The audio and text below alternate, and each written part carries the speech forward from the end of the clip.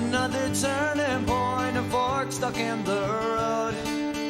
Time grabbed you by the wrist to up the middle, Sabaticek. He goes to the net. He's close. He scores. The Rangers win. Here comes Greg and Mike Richter. Saved by Richter. And Puckdoku scores. The Rangers win. The Rangers win. They're going to the final. The waiting is over. The New York Rangers are the Stanley Cup champions! And this one will last a lifetime! And Sam Rosen, you truly did last a lifetime. Guys, welcome back to an episode of Big Apple Hockey, where we have, Anthony, so much news has happened over the last 24 hours after nothing that happened basically for the last month that we're trying to go through hypotheticals and stuff like that. But you know what? Like I said, before I even go to my isolation for a second, I thought today we'd be talking about the end of the identity line, because it looks like that might be going the way of the dodo. We're going to have more for you guys on that Friday on a special broadcast where we're going to be interviewing Alex Jeffries, Islanders prospect. But Sam Rosen calling it a career after next season. So a nice little tribute to start, but obviously we're going to have more for you guys on the channel. I, of course, am your host, Marc Williams. I got that one right there, but I always love this one. And joined to you by the man from the hockey news, Mr. Anthony LaRocco. Yeah, training camp's about 5 weeks away, and all of a sudden, like you mentioned, this stuff started happening. So we'll see if that was just a one-off or if there's some continued action next couple of weeks. But it was finally nice for the league to give us something to talk about. Yeah, Anthony, and there's a lot that we're going to be talking about today, and getting the ticker ready. I know I told everybody we're going to be starting at 5:45, but we got a guest coming on any minute. We're going to be talking a lot of NHL stuff right now. Anthony, we're going to go through this really quick because obviously we'll talk more about it in the Bar Talk segment going around the league. But one of the big pieces of news this week, Auston Matthews going to become the Maple Leafs captain. He did today. And now we have Jim Birninger coming on right now. So we don't need to get too much into what I think. Let's get to what he thinks. And of course, I got Jim coming on right there. And Jim, how you doing today? What's going on, guys? Hey, Anthony, didn't I talk to you this morning? I think you did. Didn't I see you this morning? Yeah. No, great to be here, fellas. Like I said, like I was saying off the top on my show, which you can see later, we had like a different background last time we were together. We had like the Sphere. We were in Vegas. It was cool. Oh, yeah. This is a cool setup too. But we were dressed to the nines a little bit last time. Yeah. I was a little bit unprepared, so a little bit more prepared today. Anthony? No, yeah. I mean, Jim and I touched on it at the top of the show that we did this morning. But Jim, as you had probably heard Marc talking about as he came on, the big news was, Auston Matthews becoming the captain of the Toronto Maple Leafs, taking the C away from John Tavares, who has been the captain of the team ever since, he joined them at the beginning of the 2018-2019 season. So, what are your thoughts on that? Do you think it actually makes any impact on how the Leafs do this year, or is it really just all kind of window dressing right now?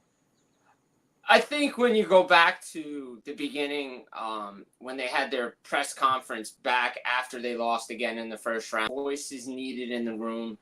You can make two changes, right? Obviously, they made the head coaching change with Craig Berube, but the next change is the captain. And I think, look, John Tavares did a good job in Toronto, right? He's the reason why they got past the first round of the Stanley Cup playoffs in 2023 for the first time since 2004. But his answers being in front of the camera, it's kind of getting, I don't want to say stale, but I think people understand you're just going to get a certain answer from him. And I think he understands that this is Auston Matthews' team now, right? Matthews is a face of the franchise. Everybody looks to Auston Matthews. He's really out there in public doing things for the Maple Leafs. So even Tavares understood it. And, watching the press conference today, it seemed like Tavares was on board with this. When Trey Living approached him about it, he's like, yeah, I fully endorse it. I think Auston should be the captain. And look, ever since he's come into the league, Auston Matthews has been a beast for his team, right? Scoring, 4 goals in his first game. He had 69 goals last year. Look, he's always in front of the camera. Everybody's buying Matthews jerseys. He's the reason guys go to the All-Star game. Kids love him. American-born player, which is, a first for that franchise. Only second Canadian to be the captain of the Maple Leafs. So that's a huge honor for him. Plus the extension last year, I think it makes sense that, Auston Matthews is the captain of this team. And maybe another voice is needed. And maybe we can finally see, I'm not going to say we're going to see a lot of emotion from this team, but I think, when we saw from Morgan Rielly, a little bit at the end where they're like, we're not right there anymore, right? He's like, yeah, we're not right there. I think Auston understands that it's time to show a little bit more emotion. It's time to step up and not give the same old answers with this team. Jim, I can't help but wonder, and we're going to ask this question in our Bar Talk segment, though. There are those players that, like in baseball, they're the 8th inning guy. They're great. They become the closer. They're horrible. New York Met fans would remember Braden Looper as one of those examples. Going with this, you can look even locally. Brian Leetch took over for Marc Messier. Not that great of a captain. Is the C, do you think it would weigh on Auston Matthews? I don't think so. He's been in the spotlight up there since day one. I mean, he's had an A on his sweater since 2019. And, he's been in front of the camera a lot. I got to talk to him last year down in New Jersey. I saw him again in Vegas. Anthony and I saw him as well. He handles the media so well. And I think, a lot of people look to him to see what he can do. And you see, like, come playoff time, does Matthews step up? Who's the guy that they're looking to? And that's a perfect example. I'm going to use one myself. When Scott Niedermayer left to go to Anaheim, the transition from Stevens, Niedermayer, they put it on Patrick Elias. Elias didn't feel like he's a good on-ice leader. Like, he can lead by example. But speaking up, he's not that kind of guy. And he was like, no, I can't be captain anymore. And then they moved it on. Jamie Langenbrunner took over. So there's some guys that can handle it. Matthews is one of those guys that can handle the C. I think, he's been doing it. Even without a letter, he's been doing it for a while. When he first got there with the A on, it feels like he's already had a voice in that room. Yeah, you know what? I think, for specifically when it comes to Tavares, some people reading into the future what this means for him, as his contract's expiring at the end of the season. We talked about it, touched on it before earlier this morning, Jim, but I can go either way with Tavares and his future in Toronto. I think there's a chance that the Maple Leafs certainly extend him at a far less below his AAV that he's currently making. But then there's also a chance that, maybe he moves on. But I don't think him giving up the C, though, one way or the other, spells what his future is. Because, again, I think this was coming. It was the writing on the wall. He's older. Matthews is young. He's the face of the franchise. So do you think Tavares not having the C anymore might mean he could leave next July? It could. I think he could leave. But again, he talked about it even today. I mean, he used to like, look, I want to keep contract negotiations behind closed doors, but he referenced that he wants to be a Maple Leaf for life. He wants to be there. So I think he even recognized the writing was on the wall that this is Matthews' team. And whether if he comes back on a, 3-year deal at $3 million, $4 million, reasonable deal, reasonable contract, he knows this is Austin's team now. But he could leave. Maybe the Maple Leafs decide, hey, you know what? Your production isn't there anymore. As much as you want to be a Maple Leaf for life, I don't know if we can really do this. I mean, maybe we'll go year to year with you, but sometimes you have to cut bait, and see how things work out and play out in the final year of the deal. I mean, I think, it might be easier to walk away from John Tavares than it is Mitch Marner for the Toronto Maple Leafs. But to me, I think, again, this is just a smooth transition. You don't embarrass the guy. You get him in, collaborate, and the fact that they had everybody there together, both families, all the staff, the management, it just was a good day. And they didn't do it like in the arena. I think they did it in like real sports today. So that's even better. It's like just a different side of this team that we haven't seen. Usually it's just so robotic. Yeah, I agree with that. Jim, let's go to your beat for a minute, because last month we rated the top GM from the Metropolitan Division. No surprise, it's your New Jersey Devils, Tom Fitzgerald. How do you think his improvements are going to look, and are they going to translate just as well? Because on paper, you can't help but look and say this team is going to make the playoffs. But is it going to work with the new coach, Sheldon Keefe? Do they have a little bit of moving parts? How much does health play into this? Oh, health plays 100% into this. I mean, look last year. I mean, if Jack Hughes and Nico Hischier don't miss as much time as they do, especially Hughes, and they don't lose Dougie Hamilton, and if they get the goaltending, the Devils are a playoff team last year. And if they actually addressed the goaltending last year, they probably would have been in the Eastern Conference Final. But again, now, okay, you missed the playoffs, probably a blessing in disguise. Now you address the needs. Defensively, you get better, stronger. You acquire one of the best, sign one of the best defensive defensemen in the game, and you keep him within the division of Brett Pesce, right? You bring in Brandon Dillon. You add Stefan Nason, a familiar face. Tomas Tatar is there as well. You bring in Paul Carter. You get bigger, meaner, nasty. You get your number one goaltender, Jacob Markstrom, the guy you've targeted, guy I've been on, since January. I've been following that story forever. And, now you pair him with Jake Allen. Now Markstrom doesn't have to play as much, right? Allen, we know, can shoulder 25 games at least. He can play well. Better defensively. New coach. Now, let's see. Look, Sheldon Keefe comes in there. Let's see how quickly the new coach, how quickly they can adapt to the new system. Sometimes it takes a little bit. Sometimes teams click right away. We don't know. We're going to find out. But you have a motivated coach. You have a motivated group of players. If this team stays healthy, there's no reason they can't get back to the playoffs this year and be a top 3 in that division. Tell me who's better than them outside of Carolina and the Rangers. Like, realistically, they should be a top 3 team in that division. Oh, just one follow-up. Jim, what's your thoughts on Sheldon Keefe? Sorry. No, great coach. It's a great hire. I've loved Sheldon up in Toronto. Look, he's been in the spotlight up there for, I believe, 8 years, with the Marlies and with the Maple Leafs. The big thing is he's going to hold players accountable, and he's going to bring a defensive system in there, but he's going to let the players play offensively too. And what really impressed me, and, this is the thing that I was scratching my head a lot watching the Toronto Maple Leafs this year in the playoffs, because they played so well defensively in games 5 through 7 against Boston. If they could have just put that performance together in games 1 through 4, especially on home ice in 3 and 4, where they were flat out embarrassed, they would have been in the playoffs. Not to say Sheldon might not have been, fired if they had lost in round 2, but he can get a team to play defensively, and he can adapt, and he allows players to play, right? And he turned Auston Matthews and Mitch Marner into Selke Trophy finalists. Look, opinions vary on the guy, right? But when you take Mitch Marner and Auston Matthews, 2 of the premier goal scorers and playmakers in the game, and turn them into two-way players, just imagine what you can do with Jack Hughes and Nico Hischier. And Nico Hischier's supposed to be a guy that should be a Selke Trophy finalist. Everybody's saying that's a guy that could be a Selke Trophy finalist and a winner. So I like Sheldon Keefe. I've always thought look, it's Toronto. It's the spotlight. Maybe he flies under the radar here a little bit.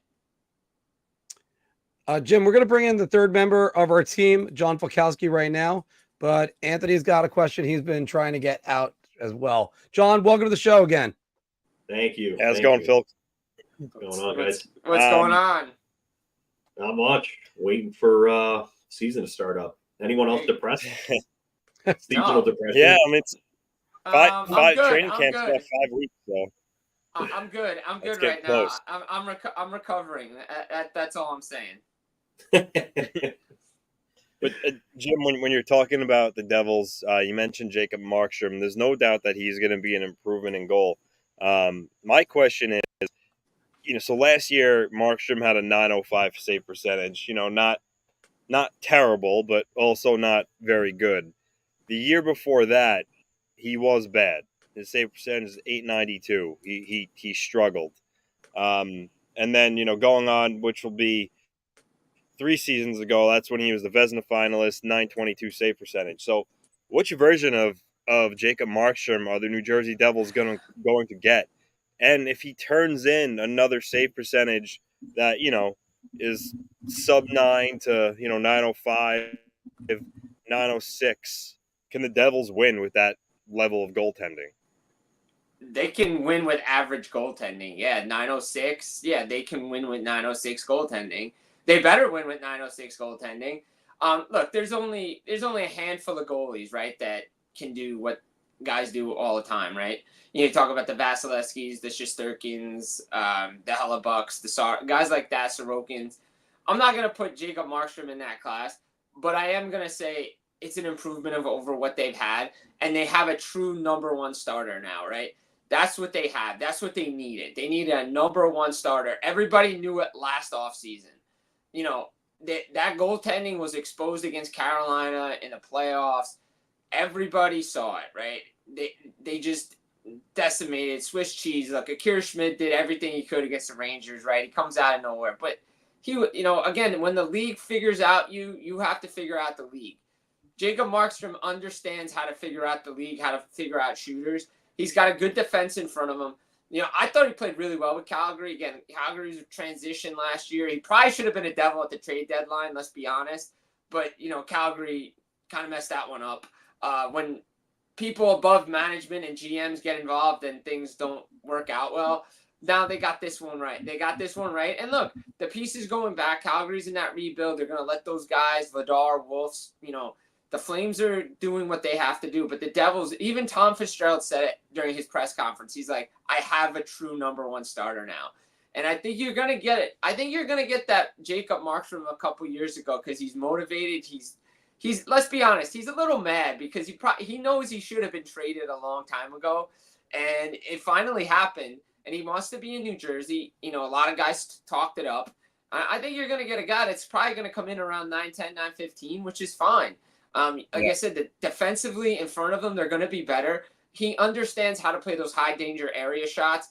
Vitek Vanacek couldn't do it. Nico Dawes couldn't do it. Kira Schmid couldn't do it. And the Devils defensively they didn't replace Damon Severson and Ryan Graves, guys that were, essential to their playoff run, a couple of seasons ago now. So you look at it and you say, okay, well, Markstrom, if something does go awry, he's going to be there for the save. He's going to give you that key save that you need. So I think Markstrom is going to have a bounce back year. You're going to expect something really good from him, and you're going to see that he may not have to shoulder a load that he did in Calgary because Jake Allen's there to back him up. Mm-hmm. And Christy's right about that one in the comments right there, that goalie trades are very rare in season. Phil? Yeah.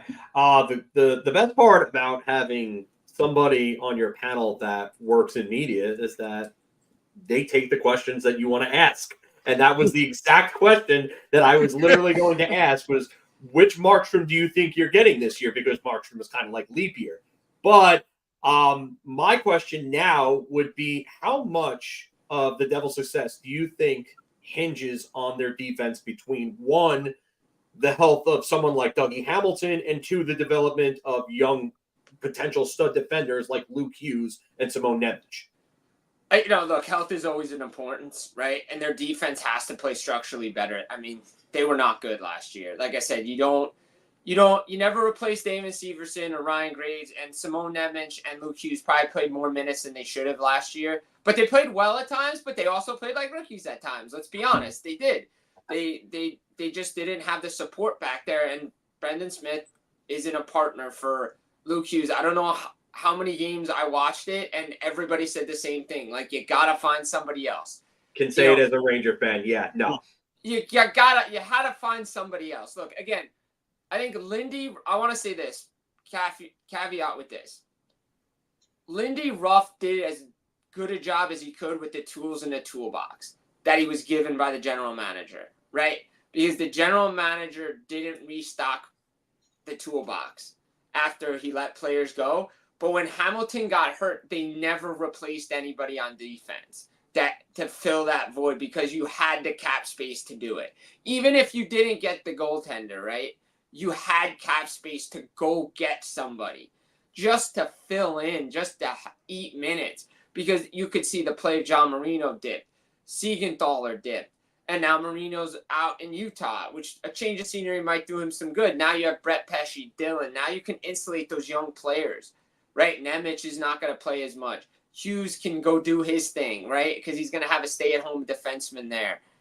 Now, Siegenthaler, Hamilton, if these guys stay healthy, the Devils have a great defense now, and they're bigger. They're not going to get pushed around. They're going to be tougher to play against. They were easy to play against last year. They just got beat up along the boards. Rangers took advantage of that all the time. You could see, it was a Matt Rempe effect, right? They went out and got bigger, so they didn't get pushed around, right? McDermott. Besides McDermott, though, you look at Nason, you look at Paul Cotter, guys like that. Those guys, you're not going to mess around with those guys. I mean, they're big. I mean, they're not fighters like McDermott. But, they can win puck battles now. The Devils just didn't win enough puck battles, and now they can win in front of their own net, which they didn't do a lot of last year. Jim, I got to ask you, because after all, he's the nephew of one of my teammates from high school, but Jack Hughes, when he's on the ice, he's a monster. Yes. And he produces. I had him as the MVP candidate. I thought he was going to skyrocket last year. That's a Foley, Bratt, Hughes line in the preseason looked like all that was missing was Sweet Georgia Brown when they had the puck. But one thing I have to ask about Jack Hughes is you look at his games played in his career, only one season above 70 games. I mean, yes, 21, 22, 49. And he did have 56 in that shortened season. But what can the Devils do to keep him on the ice? And is that more of like bulking him up, or is he working on that to try to stay on the ice a lot more? Yeah, I had Mike Morial on my podcast, and he said he saw him out in Michigan during the summer showcase. A lot of the NHL guys were out there, and he said that Jack looked a lot bigger. He looked bigger anyway. They got to insulate him, right? They got to put him with the right players, right? You get Tatar back. They finally have Tatar there. Maybe Paul Cotter can play with him. You got to get somebody that can, insulate this player, right? Because he gets beat up on the boards a lot, right? My thought was that this was a theory that I had before, the Devils made their moves at center. I always felt that Jack Hughes could be Patrick Kane for the New Jersey Devils, right? You put him on the wing, you get a big center like Chandler Stevenson, or go get a center. Then Hughes can just do his thing, right? He can do what he did at the U.S. development program. But if he's going to play center, he's got to learn that he's got to get bigger. He's going to have to take the hits. He's going to have to win those battles. But I agree with you. Before he got hurt, like you, Mark, I had him as a Hart Trophy finalist for the. I mean, he was on a tear. He was on such a tear that he was on 2 per game pace at first. Yeah, I mean, and if the Devils had made the playoffs, there was no reason why Jack Hughes shouldn't have been there. But then he gets hurt, and everything got derailed, and so did the Devils season. And that's the biggest thing, right? Like, this team, it seems like if Hughes gets hurt, they go down. And especially if Hughes and Hischier go down, it's like they don't have anything. Look, you mentioned the preseason last year, and I'm going to caveat this. While I did say Lindy Ruff didn't have the tools in the toolbox, yes, the Devils went undefeated. I do not understand why before Game 1 of the regular season last year, they decided to change their lines. That was the one thing I was very, very critical of. I still have no answer as to why they decided to change their top 2 lines, like out of nowhere. Everybody was clicking. Holtz was clicking with Meyer and Hischier. Like, okay, there you go. You got your top line. They're cruising right to Foley, Bratt. Okay, there's your top 6. Boom, done. Okay, here we go. We're gonna go in the regular season. That's gonna be it. And then Game 1, then we just put Dawson Mercer in the top 6 out of nowhere. It's like, wait. And then everything just went haywire after that. They just couldn't find chemistry. Could not find, I'm serious. Like, if you watched it, they were trying to put the blender.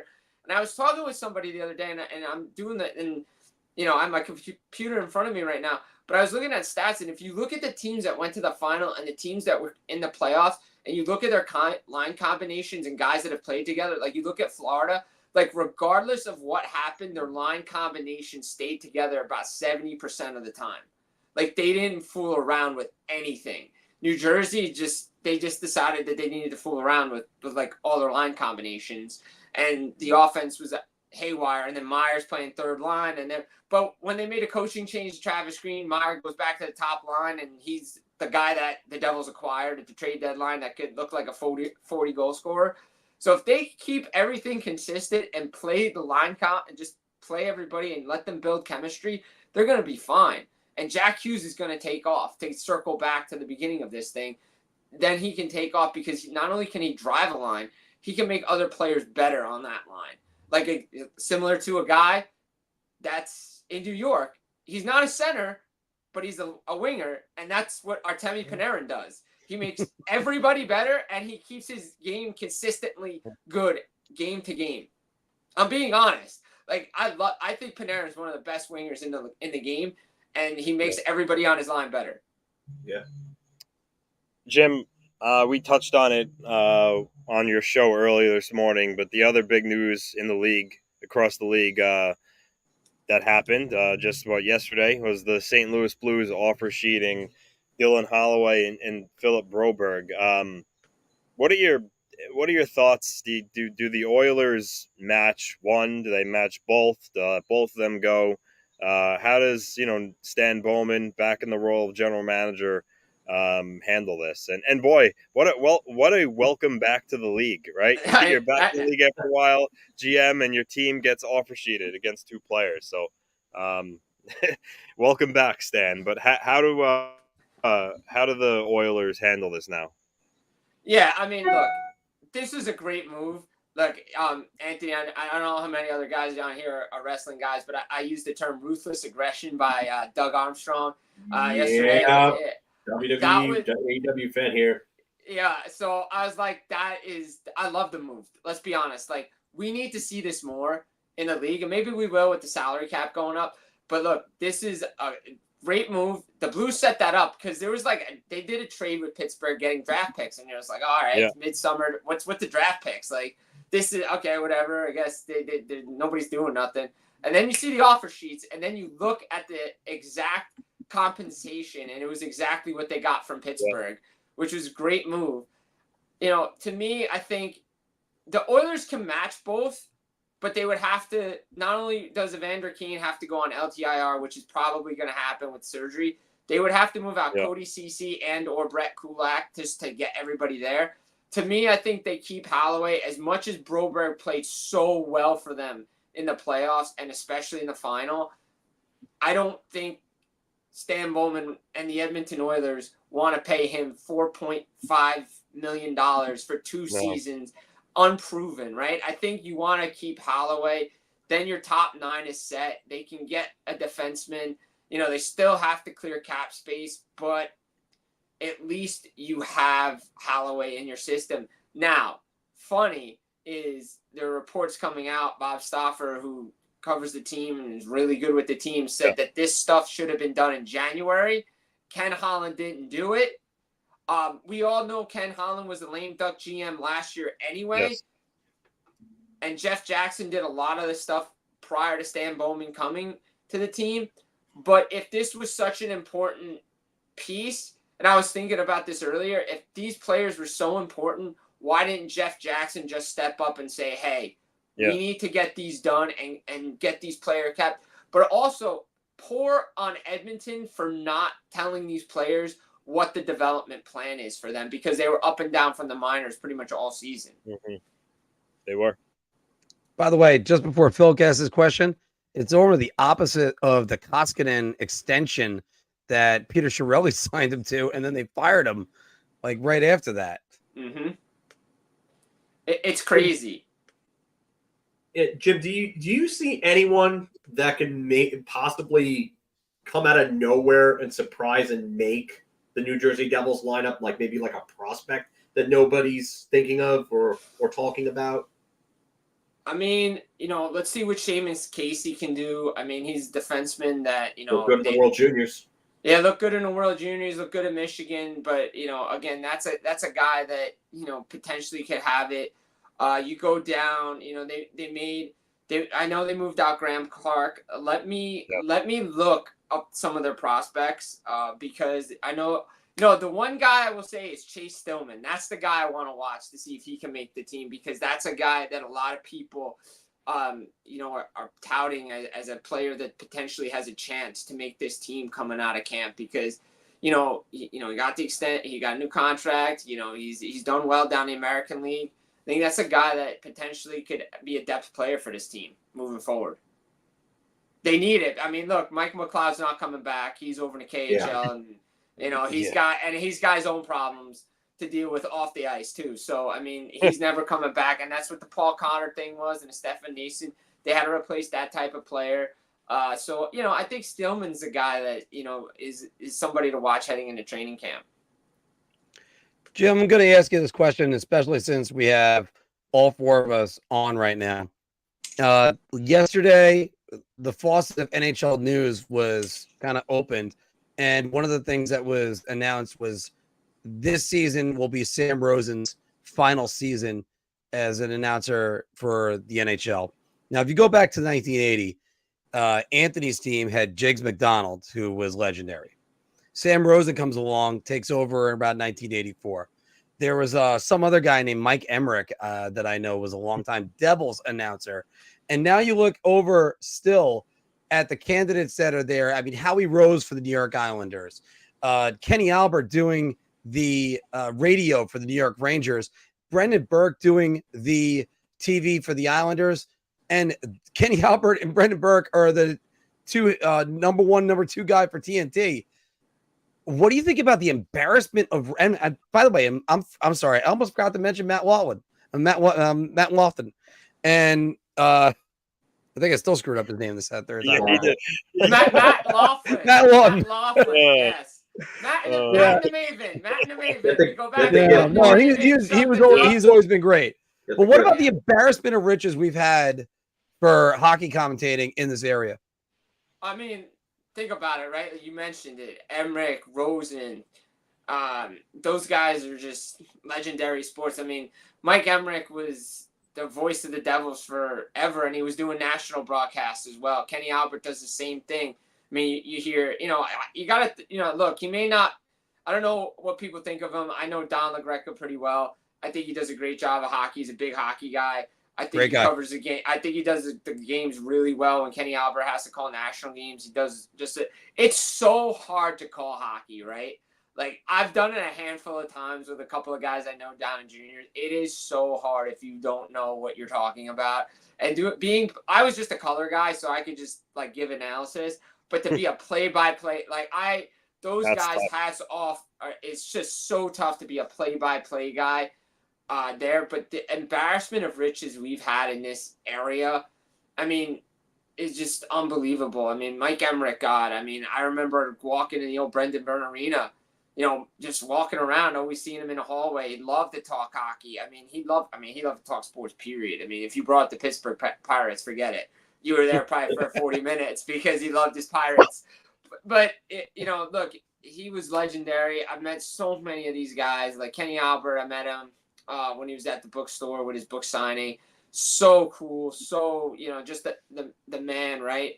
And, look, they did something for Mike Emmerich when he retired. He went in the Hall of Fame, all that stuff. I expect the same thing for Sam Rosen. I mean, just legendary calls, that he did for the Rangers, last a lifetime in '94. I mean, to come up with that, and look, in the Hockey Hall of Fame, right, I believe he's in there with Foster Hewitt.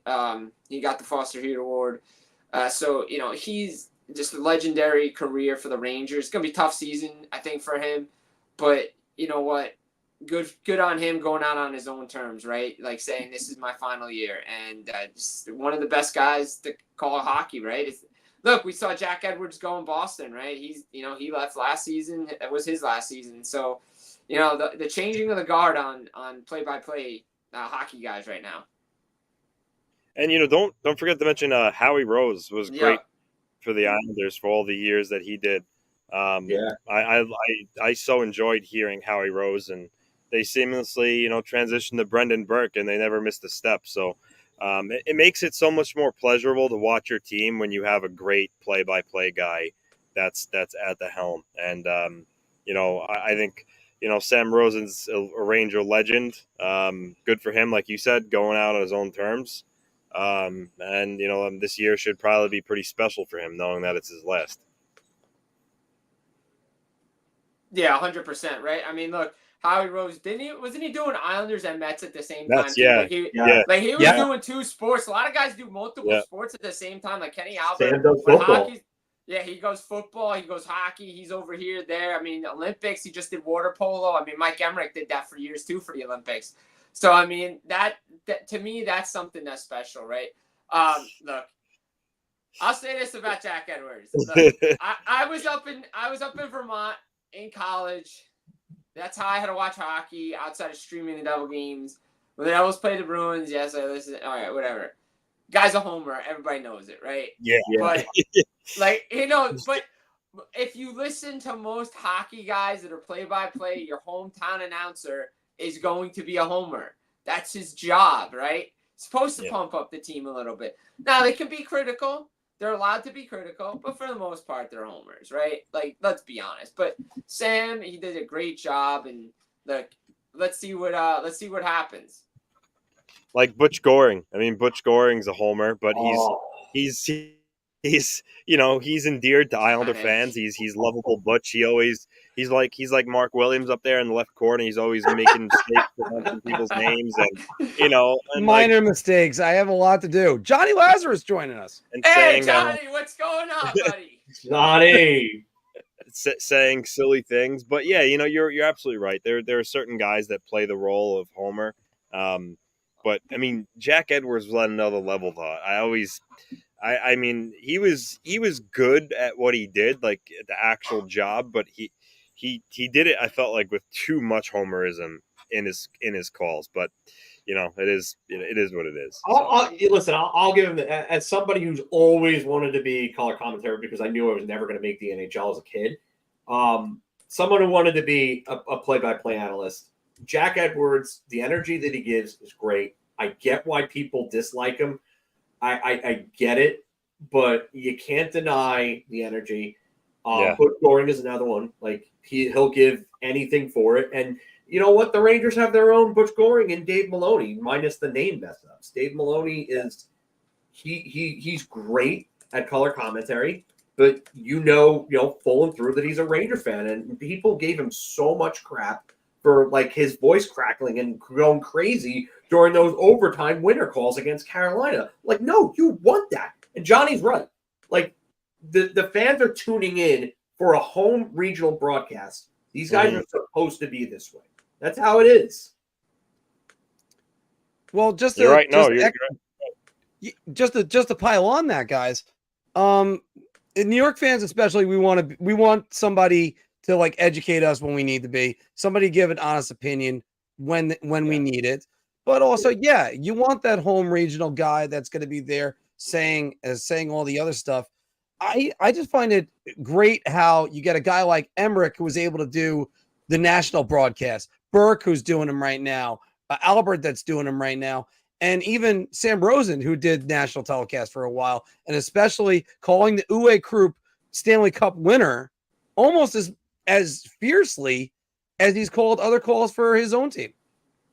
Because didn't Sam Rosen do international for a while for the Stanley Cup final? If I'm remembering correctly, I believe he was the radio guy for NHL International for a long time.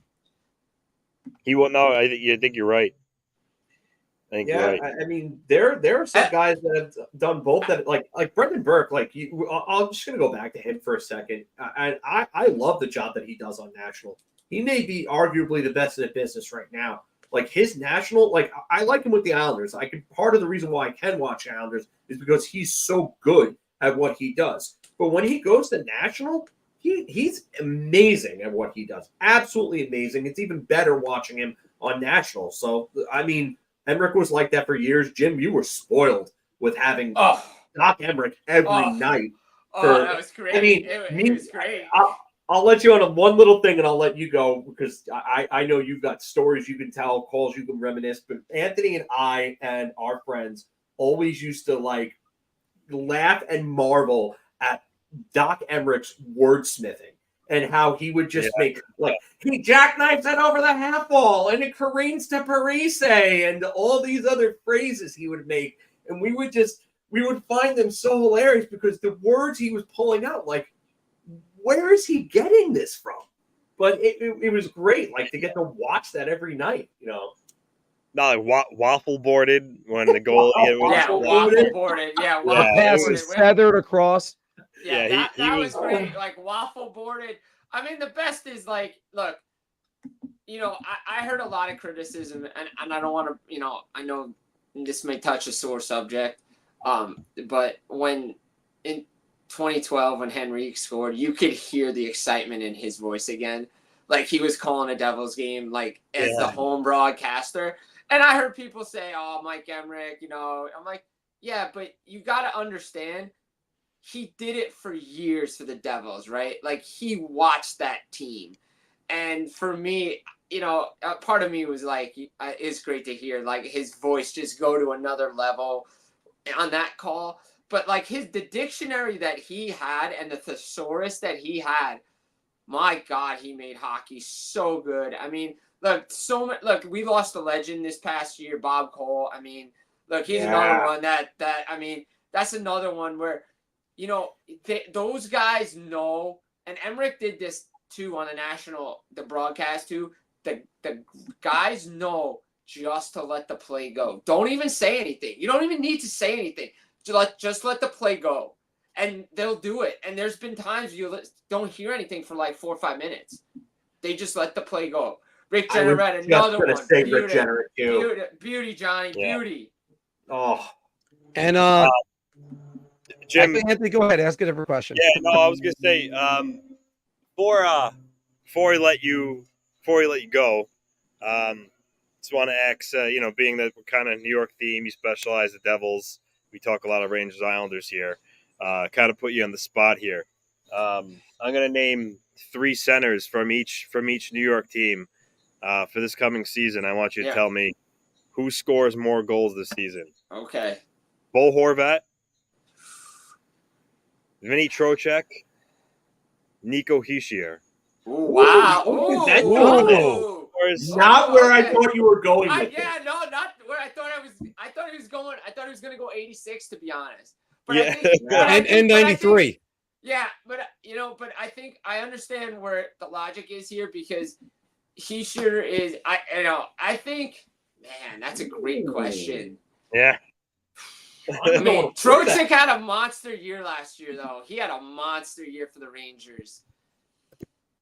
I think if I'm going to rank them, I think I'd go Horvat, Trocheck, Hischier. If I was going to do it. I think that's the way I'm going. I think that's the way I'm going to go. Because Hischier, to me, is that Selke guy, right? He can score 20-plus goals. I don't know if he's going to get as high as Horvat or Trocheck. He could get close to Trocheck. Those two guys could be even. Yeah. Right? But I don't know if he's going to get as high as Horvat. So I'm going to go Horvat 1. Yeah. I would have to agree with that. I mean, I that's a good call. I mean, Horvat could give you 35. I mean, the other two are probably going to give you between 25 to 30, maybe. And then I would say, I mean, we got one of our viewers here, Ranger fans, saying Hischier 1. Wow. And then Trocheck 2 and Horvat 3. I don't think I agree with that, Christine. I don't know about that. Yeah. Just for everybody's reference, that's where they stood. That's where they stood last year. That's like I said, Hischier and Trocheck about even, right? Like about even, right? So I still think Horvat is. I think like I said, Horvat to me is gonna pull it out because look who he plays with, right? Like he is. he's playing with Barzal, right? Those guys have been clicking, right? They get another full off season together. They're going to figure some things out. He's sure if their line can get going with Meyer, maybe they get some things going there. Tatar's back on that line, right? But if Vinny Trocheck with, say, Alexis Lafreniere and keep Panarin there, right? Keep that line together. Yeah. I think Trocheck can hit the 30-goal mark again. Why not, right? Why not? So, I mean, he can get up there. So I think, like I said, I was pretty spot on where you say it's Hischier and Trocheck are kind of a wash even. You could see them like go, 2A, 2B, whatever. To me, I think Horvat's up there for me. One thing I think about, guys, is what happens if Mika Zibanejad scoring touch he gets it back a little bit. Those might go in, some of those shots on the power play that the Trocheck had rebounds that he scored on. They might not be available because they were in the net. So his numbers might go down a little bit. What if Alexis Lafreniere picks up his goal scoring numbers? Again, that's one of those like good things that might drop a player's goal total, but it's certainly one thing Ranger fans want to see. I'm kind of with Jim though on the Lafreniere thing. I mean, this guy right here in the chat pushes the Lafreniere bandwagon more than anyone I know, and I'm like right there with him. But Johnny is big on the Lafreniere train. He definitely conducts it the way that you conduct the Chris Kreider train, Mark. But, but I'm with Jim. I think Lafreniere and his development could maybe even push Trocheck to another career high type season if that line stays together. So I think that's actually a really good point. But I do agree with Johnny. Horvat's the best pure goal scorer of the three. But even if you're talking points wise, I think Hischier and Trocheck are probably right around the same total point wise, right near each other. And then, I mean, Horvat could probably be right there too, depending on how him and Barzal play together this year. Jim, I just got to ask you one last question before you really do get out of here. What about this little known forward that's up in the top right of our screen over there? This high scoring forward for the Spitfires named Anthony Larocco. What can you tell me about him? Yeah, I can tell him he's a good dude, right? He's a good dude. Oh, he's awesome, dude. He knows his hockey. Not only does he know the Metro, but he knows the Golden Knights. He knows all around the league. This guy touches on everything. High performance player, two-way player. Can put the puck in the net. Guy you want on your team. Great teammate. Gonna speak up when he needs to. So I'd have him on my team any day of the week. I appreciate that. Oh, good stuff. Good stuff. Yeah, no. Look, it's gonna be an interesting season, for a lot of teams in this area, especially the New York teams, right? We want to see what New Jersey's gonna do. Let's see what the Rangers gonna do. Are they gonna be the team? Are they gonna take a step back a little bit? We don't know. Obviously, 114 points last year, President's Trophy. Did they come down a little bit? Again, a series I'm gonna be doing, which I, again, going to be doing, probably put it out by the weekend. One big question, one burning question facing every team. And my burning question is who's playing the top right wing for the New York Rangers, right? They haven't been able to click anybody right now. I mean, look, I've talked to some people. Do you flip some things around? Do you give Kako a try up there? Do you move Lafreniere? See if Kako plays in this? Like, there's so many scenarios you can work out, but you got to get somebody on that top line right now. Yep. I agree. All right. And by the way, Jim, you should check out a series we're doing on Instagram and everywhere else. It's about Anthony has been spearheading this. It's different regions of NHL players versus other regions. Well, today we had Michigan versus New York. So yeah, please, check it out. Yeah, let's go. Johnny loves the setup. I love it. Thanks, Johnny, man. Thank you, brother. I appreciate it. All right. Yeah, no, definitely. I got to check that out. Different regions. Yeah, I mean, look, I'm a Northeast guy, but you never know. Could that Michigan area or Canada guys, I'm a Northeast guy. All right, really Mid-Atlantic, because I am in the Mid-Atlantic, so I guess I'm a Mid-Atlantic guy. Trying to have some fun here. Trying to have some fun with the region. We appreciate. Oh, you got a question. You got a question. We'll give you this one last question from one of our viewers. One more. That's a good one. FMK, and we all know what that stands for. On a current roster, who would you rather have? 2012 Ilya Kovalchuk, 2009 Zach Parise, or 2023 Nico Hischier? Which one? One has to go. One has to go. Wow. Damn. So that's the K, obviously. Yeah. Man. I mean, Kovalchuk was a monster in 2012 for the Devils. I mean, like, I don't know how I could take him away. I mean, Parise was good in 2009. 2009, he had almost 100 points. Yeah, he was great. Yeah. But he was even good in 2006 too, right? With Elias too, right? Like he had those monster goals with Elias in 2006. Yeah, the ZZ Pops line in 2009 was ridiculous with Langenbrunner, Zajac, and Parise was ridiculous. Oh, man. I mean, do I really have to take the captain out of this thing? Like, do I really have to say, like, 03 Hischier was, like, 23 Hischier's got to go? Man, that's a tough Wow. Oh, man. I have all Nico, no, I don't think, I'm going to abstain from this vote because I don't want to get in trouble with Nico. Because Nico and I have a good rapport, so if he finds out that this gets out, I'm going to abstain from that question, from answering that question. Maybe I'll talk to you guys off the air about that one. That sounds good. We'll give our choices. When you get off, so you have total anonymity on this. Yeah, you're not involved. Yeah, exactly. What are you trying to do, Chris? Yeah, great move. I like that. Well, we appreciate you coming on, Jim. Hopefully do more collabs in the future. Certainly, absolutely, guys. Absolutely love to be on here, man. So much fun jumping on the show.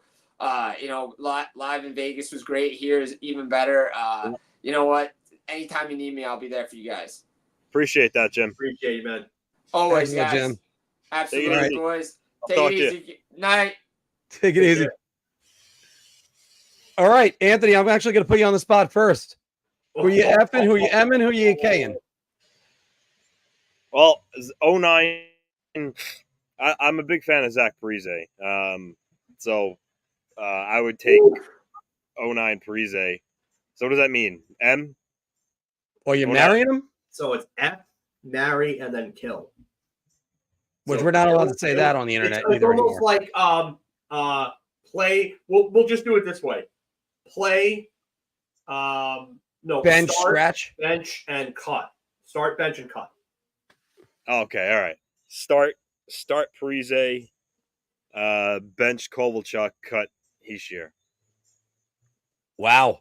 That's the order I'm going to. I have to. It's not a slight at Nico Hischier, but you have an almost 100-point Zach Parise, and no Devil has scored 100 points. The single season record was Patrick Elias. I believe Jack Hughes broke that. 99. 99. But, I mean, Parise came just short of Elias's record with 95 in 2009. Like, he had almost 50 goals to boot. Like, what? You're not seeing those types of seasons from New Jersey Devils forwards. So, for me, I got to go with Parise is starting, and Kovalchuk was an absolute monster. And I remember when that trade happened, there were a lot of questions about how Kovalchuk would fit in New Jersey and would his game be able to adapt to that system, playing with those types of guys and having a little lesser offensive talent around him, supposedly. Well, I mean, 2012, I think he had, 37 goals, and he had over 80 points, was a point per game player there. I mean, I think he silenced those doubters pretty handily. So I'm benching him.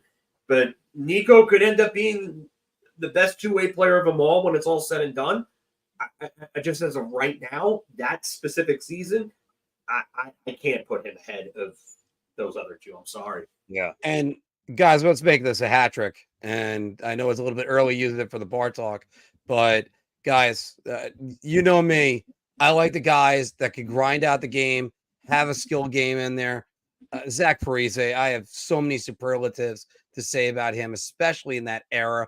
he was a nightmare to watch play against your team, and you loved him when he scored the game-tying goal for Team USA, being an American. Absolutely. And the worst part about it is that both New York teams passed him up in that 2003 draft. Yep. Stupid. If Jim was here, he would get this reference. Stupid. The Randy Orton to Kofi Kingston bit. Well, Phil, going one step above that, at least Anthony's team was able to produce a player out of that, because it was Robert Nielsen that got drafted. And one of his big stories was that he did the Michigan in the minors.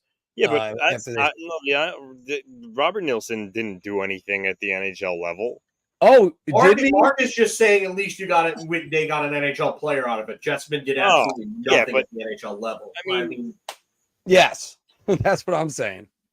I think he played one game for Chicago, and that was it. Yeah, I think he has one game and one assist. I think it was Nashville, actually. We'll look it up at some point. But I mean, at least Robert Nielsen became Ryan Smith. Yeah. Who, I mean, he produced for the Islanders the short time he was with them. I mean, as soon as you saw that introductory press conference, you know he wasn't staying. Yeah. But guys, let's go to what I originally had slated as the A block, because like we said before, there's a lot of big news. Phil, we're gonna have to be quick about this one. The A block is powered by Seat Geek. Use the promo code BigAppleHockey for $20 off your first order. And of course, Big Apple Hockey shirts and trucker hats are available. Click the link below. But of course, Phil, we were talking about it earlier. Sam Rosen retiring as the New York Rangers play-by-play announcer next season. We talked about the embarrassment of riches around this area. Give me your thoughts quickly on Sam Rosen's career. Wow. The guy, all I can really say, because there's just so much that's already been said about him, is that he was just probably the biggest voice in the soundtrack of my life. I've been a fan for over 30 years. He's called every Ranger game that I can think of, maybe outside of the Marc Malik game, which was Mike Crispino and John Davidson. But Sam Rosen has called the vast majority of games. He's the only voice that I really recognize. And it's going to hurt when he's gone. It really is. It sucks. I mean, it's funny because we joke about the gaffes and everything like that, the way we joke about your gaffes. But, you know, I need those gaffes in my life like I need air, because it's just, he's just lovable. He's a legend. He is the guy. His number there should be a number. There should be a number 40 retired for the 40 years that he's called Ranger games, and that thing should be raised in the banners in the 2025-26 season. Nobody should be able to wear 40 for the Rangers. Phil, it's funny that you say that, because I just want to show you these two statements said by two of the better New York-related announcers in the business. Steve Levy, who said, put the banner up in the rafters, just as you just said. And, of course, New York Islanders announcer Brendan Burke, one of the best ever to do it, and he still has a lot Nothing of but class from basketball. Nothing but class. These are guys that inspired us to do what we're doing, guys. And he's the guy that inspired them. So, Anthony, your quick thoughts on Sam Rosen's career? Well, quick note on Brendan Burke, because it just came to mind. Phil and I had Brendan Burke on our radio show Off the Post, back in, 2018. But I saw last week Brendan Burke on his Instagram account posted that he lost his mother, and that he was very distraught about it. So I still have his number.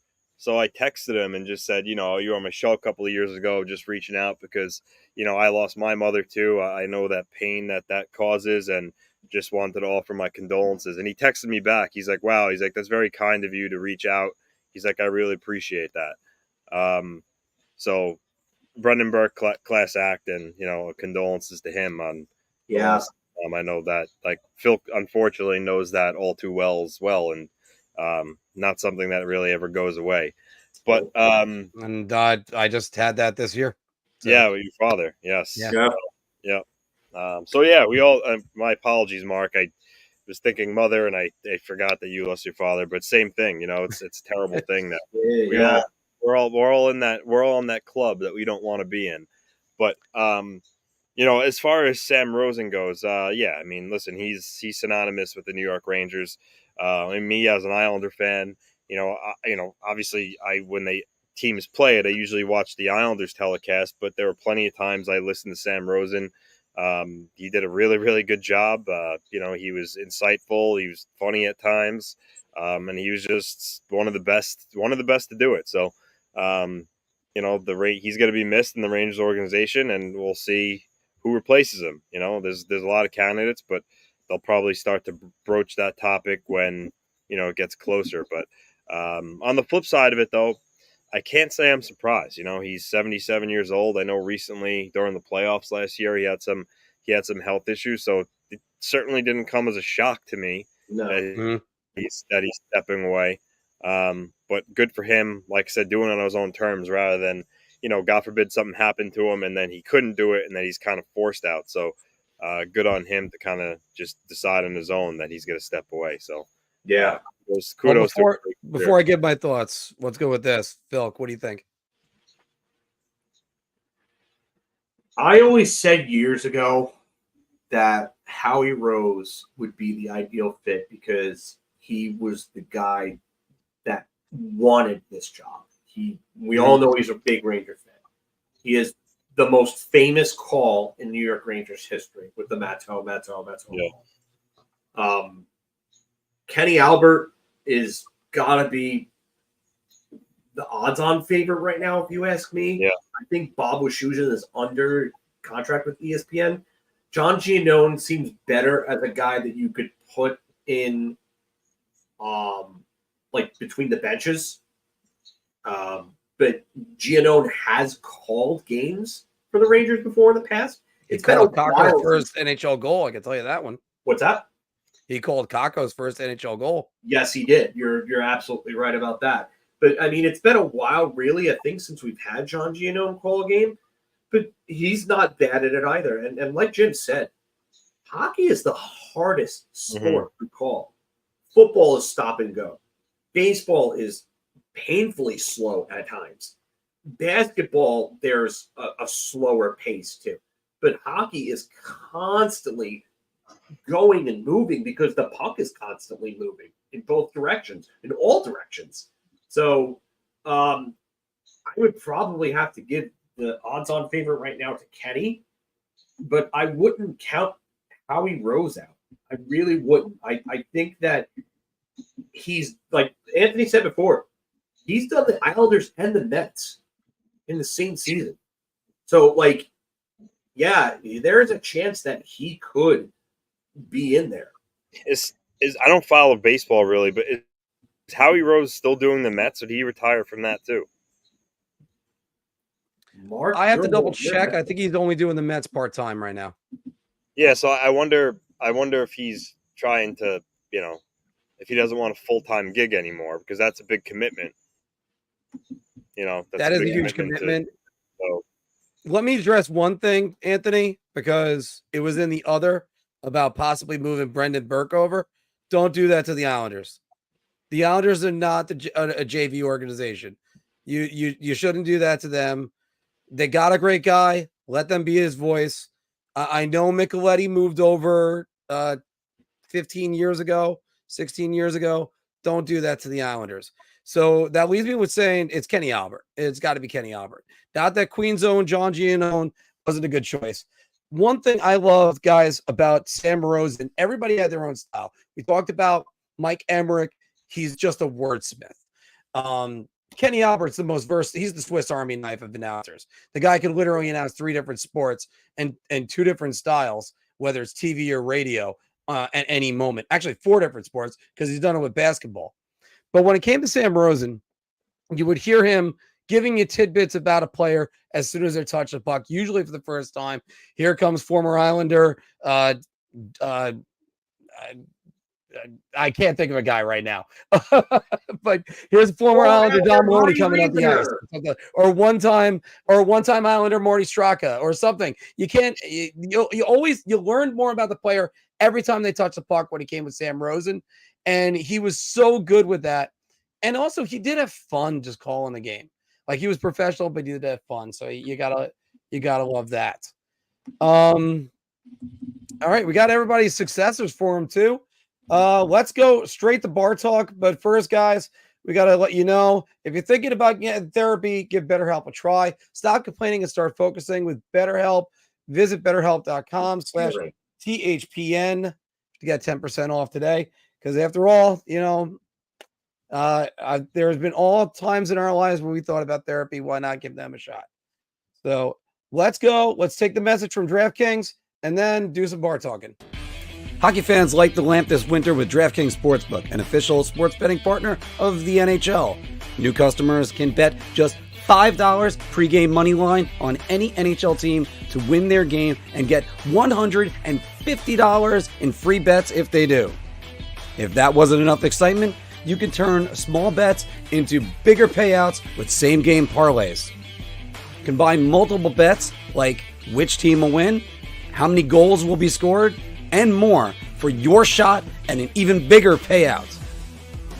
Download the DraftKings Sports app now. Use promo code THPN. Bet $5 on any NHL team to win their game and get $150 in free bets if they do. Only at the DraftKings Sportsbook with code THPN. Shot. This is the easiest I've ever to answer. I'm going to say beer. I can't even begin to describe. I'm actually going to go crazy. I'm going to buy everybody around on this one. Guys, welcome back to Big Apple Hockey's Bar Talk. We're engaging our confidence on NHL topics based on our choice of drink. Are you so confident you're buying everybody around? So, I'll have a beer. Oh, I need a shot. Put it down in the comments below, guys. And let's get started. Let's get right back to the hockey talk right now. Philk, last year, Mika Zibanejad, 35 even strength points. Who the hell put Turner Stevenson in there? I didn't put that in. Chandler. If he got Who would have done yeah. it? I was messing with me. It was either that or my alternate personality or something. That's a new one. God. That's a new one. I clicked it. I went, wait a minute. That's not right. Turner Stevenson might not have 35 points in his career. Because I'm completely red. My God. And you spelled Chandler Stevenson wrong, by the way. Oh, well, Handle is the middle part of his name. How do I spell Chandler Stevenson again? That's why I think you did write Turner, because you spelt Stevenson that the way Turner Stevenson spells it. Not, So yeah. It has to be you. Oh, it's fine. He's tired of Mackenzie Rieger. The other guy doesn't count anymore. Oh, my God, Marc. Oh, God, guys. Oh. Anyway, I'm going to put up the GIF in a second, but Philk, the New York Rangers need 50 even strength points out of Mika Zibanejad this season. They would be a lot better off if they did. I don't know if they need, so I'm going to say beer just based on the wording. But they would be a hell of a lot better off if Mika Zibanejad and Chris Kreider found their game at 5-on-5, because those two were not good enough at 5-on-5. It also depends on, who's Jim asked it, the burning question: who the hell is playing right wing with that Ranger top line, if you want to call them that? So I mean, that's a big question. If you can answer that first, maybe you can get Mika Zibanejad to 50 even strength points or somewhere close to it. Anthony, what do you think? Yeah, this is a beer. I mean, need. I mean, that's the word there. So I'll agree with Phil. Also beer for that reason. But yeah, I mean, if Zibanejad can reach 50 even strength points, I mean, that likely means he's going to have at least like a 80, bordering an 80-point season with the amount of points he's going to get at power play. So that would be really, really good for the Rangers. But I mean, I'm going to say beer because the word need is in there. Yeah, you guys kind of hit the nail on the head. The word need is in there, but he's got to work from being a power play specialist. You can't be tied with Mackenzie Weegar and Chandler Stevenson for points. I'm surprised you didn't say Chandler Bing. Yeah, might as well be. But anyway, but Stevenson, and yeah, you're right. I did. Oh man, I must have wrote that and just not even thought. Wow, Mark. It had to be me. I figured Anthony's playing a prank. It's not. So I mean, it's got to be thing about Turner Stevenson. He need Peter Pruka after the Olympics. Yeah. Basically ruined the rest of his season and his career. But the truth is, look, that's one reason why Zibanejad disappears in the playoffs. He's got to be better 5-on-5. And you can't just be a power play specialist, especially when you have Artemi Panarin, who was kind of living off the power play as well in the playoffs. Rangers need to get more out of even strength for both of those guys. Well, let's go from even strength to the power play, boys, because the New York Islanders were really good on the power play up until Christmas last year. 24.7%. They were sixth in the NHL. Afterwards, 17.3, 26th in the NHL. Mr. LaRocco, the Islanders will be better than 15th in the NHL this season. Yeah, they were cooking for a while there. All of a sudden, it changed. Their penalty kill used to be really good and sucked, and their power play became really good. And then, as you see there, later in the year, they took a downward turn. I mean, I think the only way to answer this is beer. I mean, I don't have a crystal ball. I can't say definitively shot or round because I don't know. And 15th is kind of middle of the road, which is fair. So obviously they proved that they can have a really efficient power play. Patrick Waugh, I'm sure, is going to try to get them clicking at a similar rate as they were before he got there during Christmas time. I don't know what changes he's going to make. I'm sure. I mean, listen, they just signed Duclair. He's going to play on the first line, so I would imagine he's going to get power play minutes. I mean, that could help. He is a skilled guy. Where does Siplikov fall in? He's a big body. I mean, do they give him power play time on the second unit? Because last year their second unit wasn't good. Their first unit was the unit that did all the damage. So now maybe with the additions of Duclair and Siplikov, they can have a more balanced second power play unit, which would help. So, but this is a tough. I'll say beer. Phil? This is a really tough one. I look at the teams that were ahead of them last year, and I could see New Jersey getting better. I mean, the Islanders were ranked 19th. One of the ones that I'm looking at right now, right by the Islanders down there, is Washington, and Ovechkin had a very, very tough time last year on power play. Does that improve? Carolina, their power play was ranked second. They could go down quite a bit. The Rangers will probably be, I would imagine, a top 5 unit somewhere in that range. I don't know if they'll be 3 again, but they'll probably be in the top 5. Edmonton is going to be up there with having those two juggernauts running it. Colorado has McKinnon and McCarr running theirs, and a good.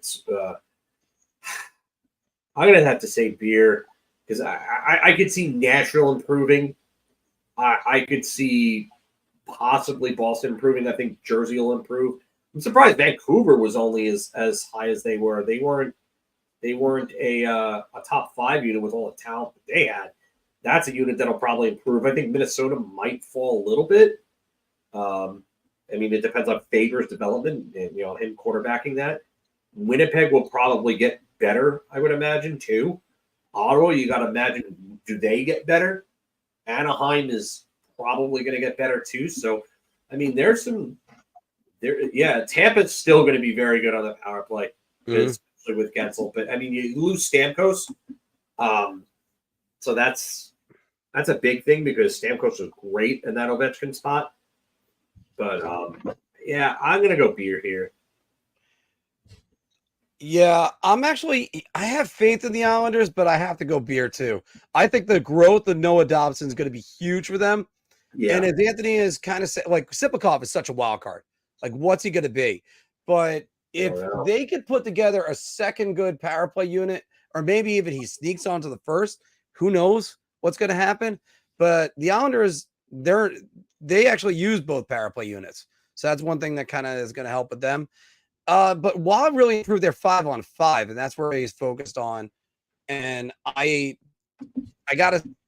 have to say, I believe they're going to be better. I think they're closer to who they were in the first half than they were in the second half. Before we get completely away from this, guys, I thought of another question for you. FMK for the power play. Wayne Gretzky, Alexander Ovechkin, Ray Bourque. Anthony, you go first.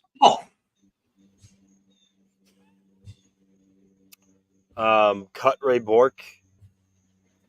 I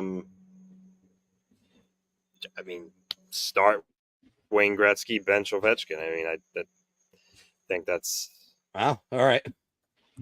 Okay, Phil. Because those are three of the best power play players ever. Yeah, I mean, you're talking about one of the best point men ever. You're talking about the best one-timer from the left side ever. And you're talking about, I mean, you got to start Gretzky. I mean, really what it comes down to is it Bourque at the point? Like, I feel like if you don't have a point man, it doesn't matter what Ovechkin does, because you have to have somebody that gets him that puck, because he's not somebody that carries the puck around on the power play. You know what? Honestly, I and this is going to sound insane just because of how good he's been on it, but I'm gonna bench Bourque and I'm gonna cut Ovechkin.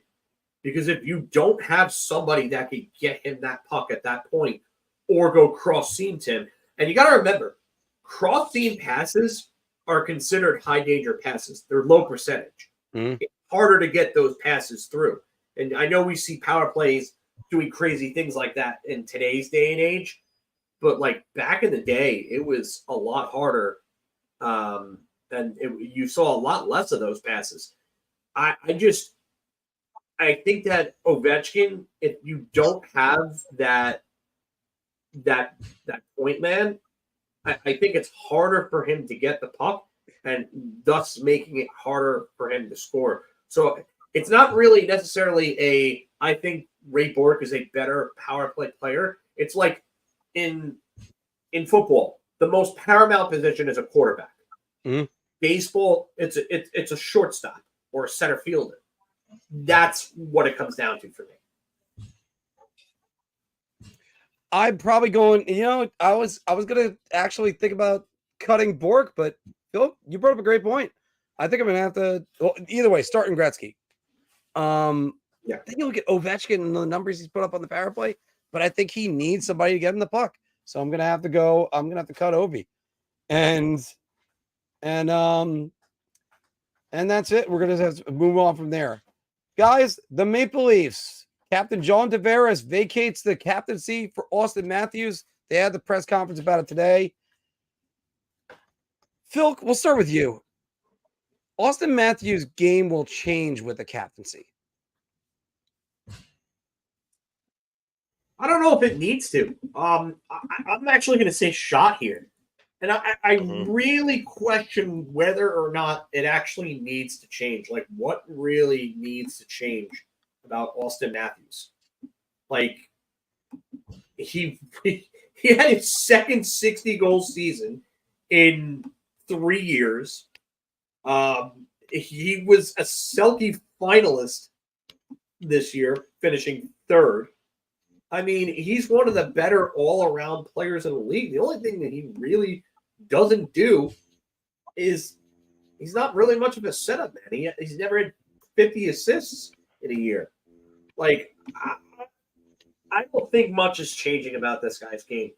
I don't question his drive to win, and I don't question his drive to lead that team. What I do question is what's going to happen with Mitch Marner, and then how will his game be affected if Mitch Marner leaves? That's the real question. Anthony? Yeah, this is a shot. He's going to have the C, but I don't think that's going to change how he plays at all. I think he's going to be the same player he was. Lethal goal scorer. Don't think it's going to have any change on his play on the ice whatsoever. Silly question, Mariota. Take a hike. The biggest C in the no-show. And you know something? I'm gonna go cheers. I'm gonna buy around on this one. I think he's gonna be even more determined. He called it I think cheers. Well, that's what I labeled it as. What is this? Gary Portnoy is going to come on. So you want to go where everybody knows your name, bud? Hey, I just subscribed to that on Instagram of the Cheers Cold Open. So those things are great still. But guys, I think actually Matthews, you might see another gear out of him. And if you get another gear out of him, oh dear Lord, the league is in trouble. And they got to look out for that. So, guys, the St. Louis Blues offer sheeted Dylan Holloway and Philip Broberg, both Edmonton Oilers. Anthony, they're going to sign them both. I'm gonna say shot. I think the Oilers are gonna match on Holloway and let Broberg go. So no, I don't think they're gonna get both. That's how I think it's gonna play out. All right, Phil, what do you think? I gotta say the same thing. I just don't see how they match $4.5 million for Broberg, despite how good he was in the playoffs for them. And he was really a revelation. Like he wasn't getting much playing time. His future was up in the air, and then all of a sudden he has that type of playoff run for them. I mean, I know it's going to be a tough decision for them, but I don't know how you can look at somebody with his career statistics and say that he's worth $4.5 million, especially in a cap jam for them. So I think they keep the cheaper player and they let Broberg go and they take the compensation. Yeah, let's make it another hat trick, boys, because I think it's going to be Broberg. I think Broberg's going to be the one they have to say goodbye to. Holloway, he's gone from the second line to the fourth line. He's bounced back and forth a little bit, but I think that contract is also a little bit more affordable for Edmonton. There's no way they could probably do both, but I think it's Broberg is the one that St. Louis is going to pick up. And guys, the Lightning are being sold for $2 billion. This surpasses Ottawa's $950 million sale last year, which was the largest in NHL's history. The Lightning owner, Jeff Vinik, bought the franchise for $170 million in 2010. The Lightning $2 billion sale is a bigger news story than it feels. Anthony. Well, first, Mark, I just want to point out the former Golden Knight who just signed with the Ottawa Senators, Michael Amadio, is the owner of the Senators. Yeah, I know you changed around because the next one that I was going to the next one you changed around on me too. And the reason why I know that is because you changed around the name on it. I set him up on that one. What was this one? Because I know I copy and pasted it. I know I did. And I know Anthony played the prank on me. Anthony tried to get Marc, and Marc, no, he got me earlier. So Anthony, what does this feels like a bigger story? I mean, yeah. I mean, maybe. I mean, I guess it's good that an NHL team is selling for that kind of, that kind of money. It just shows that, the economics in the sport is growing, and values of franchises are growing, and that's a good thing for the league. So yeah, I think so. But I mean, I don't know if it's something that you should make it a huge deal out of. So I guess I'll go beer. But I mean, also you got to also figure it's the Tampa Bay Lightning. they're, they obviously have so much success over the last couple of years. Like, for instance, if the, I don't know, the Sharks or someone else would be for sale, I don't know if they would go for that much. So I don't know. It's hard to say. So I'll just stick with a beer here. Phil, what do you think? Oh, I feel like I'm gonna say shot, and just because of the fact that it's not downplaying it or saying that it's not good news, because it's very good news, but I just don't think this is the type of needle moving announcement that you might be making it out to be. I don't think this is something that's going to resonate with like casual fans or something like that. I mean, for the NHL's auditing purposes, it looks great in their books, because they just a franchise is that highly valued, especially one in Florida. That's really good for them. That means that they're growing the game to an extent, but I just don't see it as the massive news. I mean, I think like a front office move actually might be a bigger news announcement in like a hockey related like level, just because it's something major happening that's going to affect the day-to-day process of everything, like that will impact the team itself in the terms of the way that it operates. I mean, the owners might come in and change people around and stuff like that and so on. And, the dollar figure is very nice, but I don't know. I just think this is probably bigger news to Forbes than it is to anybody in the NHL outside of like the corporate offices, if you will. I think if I remember correctly, correct me in the comments if that's the case, guys, that I think the first $2 billion sale was for the LA Clippers. And that went to the guy from Microsoft, forgot his name, but Steve Ballmer, I think it is. But I think this is huge news, guys. Like the NHL, this is showing that the growth of this game is going so well that the Lightning were able to basically completely increase the value of their franchise tenfold within 14 years. Yes, the on-ice product has something to do with it, but the surrounding area also has something to do with it too. Like the $2 billion franchises that were there at the start of last season, don't know about right now, were the Maple Leafs, the Rangers. This is big. This is tectonic plates. And if a rising tide floats all boats, and that means everybody's making money, so be it. So the Pens acquired Cody Glass from the Nashville Predators, and he had 35 points last year from Nashville. Phil, Cody Glass will make a difference in Pittsburgh. That's Cody Glass, not Tanner Glass. Well, one, I guess I'm surprised that Anthony didn't find a way to change that around to Tanner. Oh, I caught him. That's the reason why I found it out. Oh, you caught him? Oh, okay. Okay. Now, all right. So there we go there.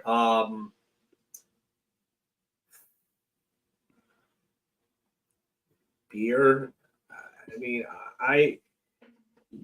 2017 6th overall pick, I think he was, but he's kind of really been underwhelming to this point in his career. 35 points is a sign of life from him, but I just don't know. He didn't have 35 points last season. He had 13 points last season. I just looked on Hockey DB. Oh, that was really the year before. Yeah, okay. It's 35 points the year before. That's Oh, I'm sorry. Yeah, with Nashville. My bad. Yeah. So, I don't know. I'm probably just gonna say beer here, just because there's potential, but I mean, it's been 7 years since he's been drafted. 7 years already. So, like, what exactly is this guy going to give you at this point? And yeah, he does still have some potential because he's still only 25. But I'm gonna say shot. I don't think he's making a difference in Pittsburgh. kind of with you on this one, especially knowing now I went 2 years back instead of last year. But I don't. You know what? It's you get high draft picks. They got to figure out where their place is in the NHL. Maybe he finds it in Pittsburgh. Maybe he doesn't. Maybe he fits in with Sidney Crosby. We're gonna find it all out soon enough. So that actually is, you want him to find his place, but yeah. So no state income would definitely have an influence. Well, it did, but did for a little bit. All right, guys, that's the end of Big Apple Hockey's Bar Talk. We were gauging our confidence on NHL topics based on our choice of drink. Let's take some of your questions, or do you guys want to do a Puckdoku? Okay, we could do a Puckdoku. All right. And what about you didn't flash any of like the state wars? I mean, what's the point of doing them if you're not including them on here? Or I was doing it for the Instagram, but yeah, sure, we could always do the state wars.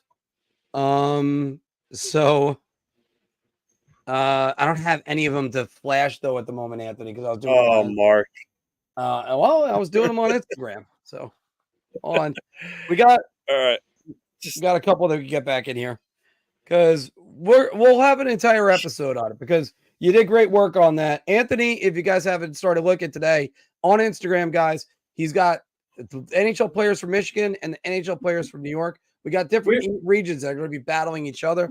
We want to know who you got.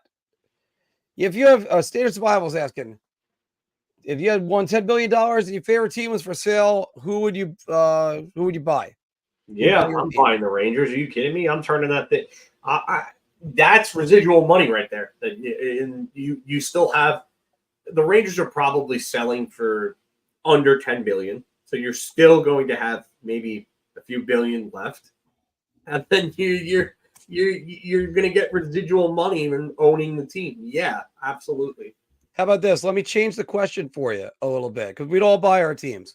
Anthony, we'll start with you. Your favorite team isn't available. Who are you buying?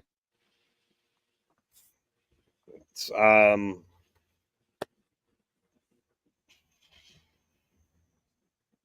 know I'll buy. I don't know. That's a tough question. Now that's a little bit tougher. I would buy the Toronto Maple Leafs. And the motherfucker said it again. Took my answer. Yeah, it's like he took my question. I was going to ask Jim.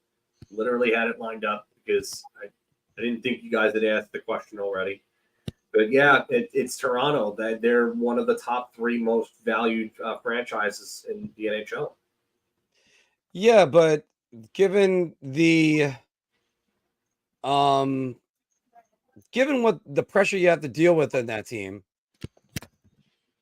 and also, I mean, taxes in that area, that might be a factor. Maple Leafs valued $2.8 billion. I mean, Rangers 2.65, Canadians 2.3. I'm kind of I want to see how much the Dallas Stars are worth because that would be a place that, I mean, they're still growing. Islanders 1.55, good for them. They keep on increasing, and I'll answer this. I'm going with the older generation because I don't think the younger generation is going to be able to get the puck from those 3, especially Lemieux and Yager. Like, how are you getting the puck from the 2 of them? We saw how hard it was to get the puck from them in like 95, 94 and 96 and 97 when Lemieux and Yager played together. And they didn't have much help on their wings. They were running through guys like Kevin Miller, I think, were playing with them. You saw it again in 2001. They had the corpse of Kevin Stevens playing with them for half that year. And Lemieux was just coming back from retirement. Yager was at his absolute peak. And, yeah, it's Gretzky, Lemieux, and Yager. And then you have Gretzky that could skate around when we're talking about these three in their prime against these three in their prime, yeah, McDavid's fast. But how are any of those guys getting the puck from Lemieux and Yager? I'm going to go with the older generation as well. Agree. Go ahead, Anthony.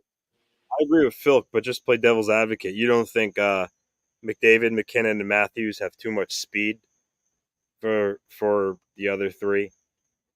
Prime Lemieux, Prime Yager, and Prime Gretzky were all pretty fast skaters.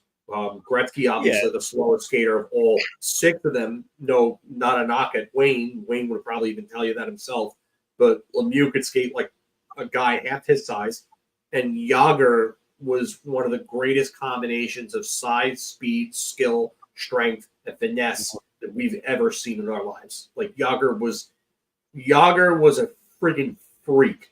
He was like Scott Steiner. He was a Scott Steiner of the NHL, a genetic freak, and he was an absolute gym rat on top of that. So yeah, I think that none of those younger three are getting the puck from Lemieux and Yager where they want to start, back and forth with it. And never mind that Gretzky could put the puck into better open anywhere he wanted. Than anybody else. And Lemieux, both of those guys, their size and their strength. No, I mean, and no disrespect to the other guys too. They're the best. They're the 3Ms are the best in the generation right now. Phil, Boxer fans asking, is Smith starting on the first line? I would not be surprised in the least bit. I wonder if they try to give Kakko one more chance. I always said that I have a hard time seeing Chris Drury hinge this upcoming season on Kakko's production. So that's why he brought in Riley Smith. But I wouldn't be shocked if it's Riley Smith because I don't know how you break up that Panarin, Trocheck, Lafreniere line. I don't know how you break that up. I really don't. It's one of the best lines in the league. It was their only line that scored at even strength last year. They need more out of 20 and 93. And whoever the winger is, it shouldn't matter. I'm not saying it shouldn't matter at all, but those guys should be able to pull their own weight at even strength. And I think Riley Smith will probably end up being the guy. Jeremy said he would buy Nashville, by the way. Chris T's asking, random question. Do you think the Legion of Boom is a top 3 line in the NHL? Does he mean the Legion of Boom or Legion of Doom? It's the Legion of Doom, and the Legion of Boom is Seattle, the Seattle Seahawks, and their secondary. That's what I thought. Yeah. It's top 3 line in NHL history? Probably not. You got to look at the production line in Detroit, which was Gordie Howe, Ted Lindsay, and Silaps. The Triple Crown line in LA, which was Marcel Dion, Dave Taylor, and Charlie Simmer. The gag line, the goal game line for the New York Rangers of Rattel, Jabber, and Hatfield was an amazing line. Pittsburgh had one of the most potent lines of all time in terms of size, strength, physicality, speed, and skill with with Lemieux centering Stevens and Tocchet in 92, 93. That line was incredible. Gretzky and Curry, and then whoever the hell else Tikkanen you wanted to put with them in Edmonton was amazing. I think Anthony, did you mention his line of Trottier, Gillies, and Bossy? Yeah, that was a dominant line. That was a dominant line too, for years. Geez, there's a bunch of others that you could probably throw out there that were like really, really good. But I mean, hell, how about this one that we're not even mentioning as a great line? And it sort of goes into, we're going to have a separate broadcast on Friday because we're going to have Alex Jeffries on in the morning. But we're going to talk about the identity line but even over them, the grind line of Maltby, Draper, and I guess McCarty was the third guy on that line, right? Yeah, it was Maltby, Draper, and McCarty were the grind line in Detroit. I mean, there's a lot of great lines out there. I mean, but they weren't like a great line. They were a really good like third line. We're talking about like. But again, that's just as important to have a really good third line. But it's not a top even 10 line in NHL, not even 20 line in NHL history. Feel like you're picking apart my argument too easily. Toe Blake, Elmer Locke, and Maurice Rocket Richard. Like, are we really going to compare the grind line to that? Yeah. All right. Well, let's after all, it's old time hockey. Toe Blake. So settle down over there, Mariota.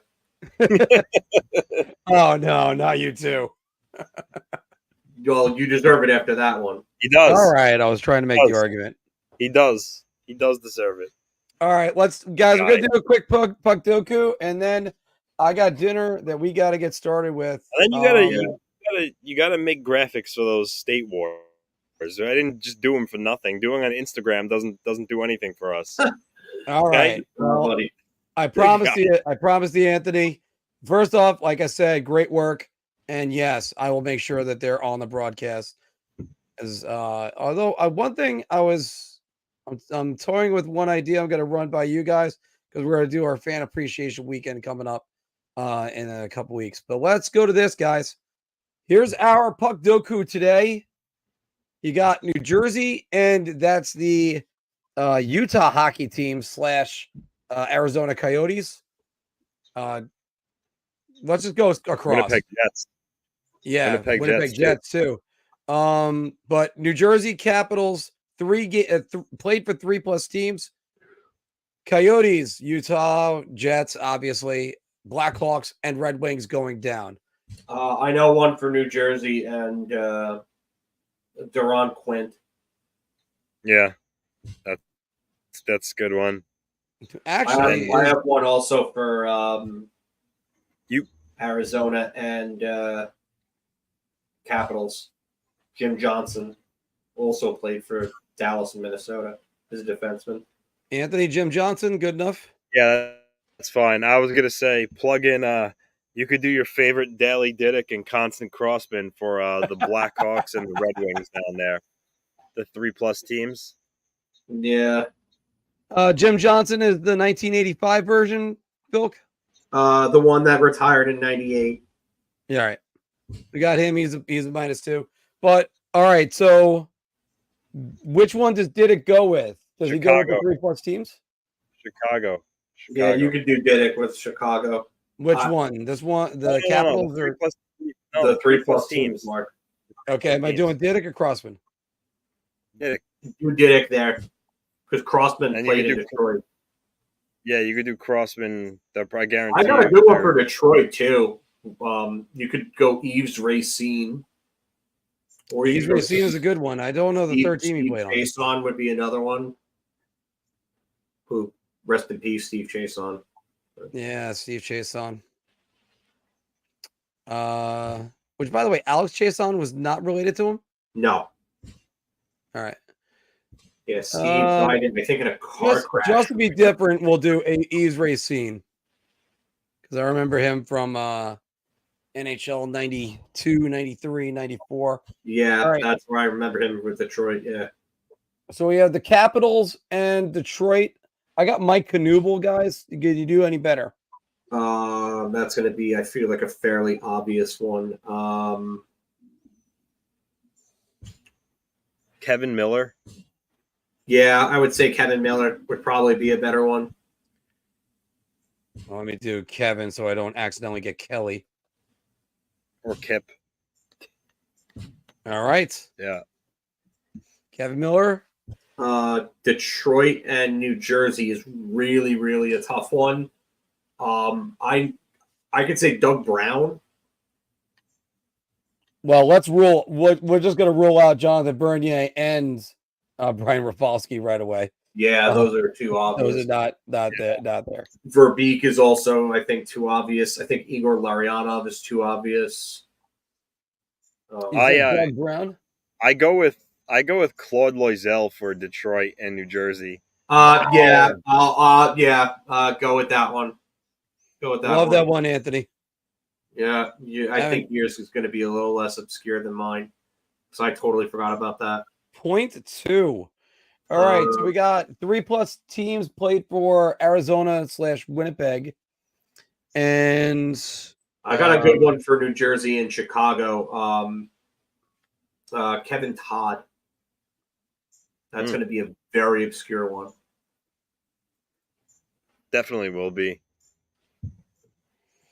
All right, what do you got for Capitals and Chicago? I got a very good one. He was in the Yager trade, actually. Frankie Kuchera. Okay. Better off doing. Well, it's free at Francisek, yeah. All right. For this one, I had Daryl Shannon, guys. What do you guys think? You could do that. You could do Norm McIver.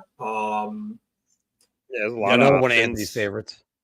You could do Norm McIver. I've seen you use him a lot. Yeah, not really. I've used him more than Anthony has, probably. You want to Brad go? Isbister. Brad Isbister is another one that would be very obscure, I think. Would